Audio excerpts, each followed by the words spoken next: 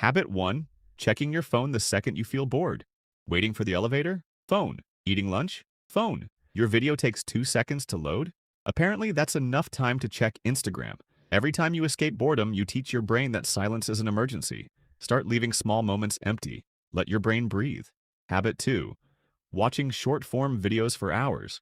Your brain gets a new joke, face, sound, and topic every 3 seconds. Then you wonder why reading one page feels like climbing Mount Everest. Set a daily limit or delete the app for 7 days. Yes, you'll survive. Habit 3, keeping notifications turned on. You're trying to work, but your phone keeps screaming, "Someone liked a photo you forgot you posted." Turn off every notification that doesn't come from an actual human who may need you. Your attention should not belong to an app. Habit 4, multitasking. You're not studying while watching YouTube and answering messages. You're doing 3 things badly. Every time you switch tasks, your brain has to reload. Pick one task, close the extra tabs, and finish it before moving on. Habit 5, consuming content before creating anything. If the first hour of your day is scrolling, your brain begins the morning reacting to everybody else's life. Before consuming anything, complete one meaningful action. Write, exercise, read, plan your day. Earn your dopamine before you spend it. Habit 6, never doing difficult things for long enough.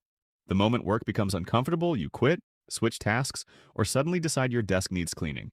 Start with 20 minutes of uninterrupted focus. No phone, no switching, no dramatic excuses. Discomfort is not a sign to stop. It's the part that trains your attention span.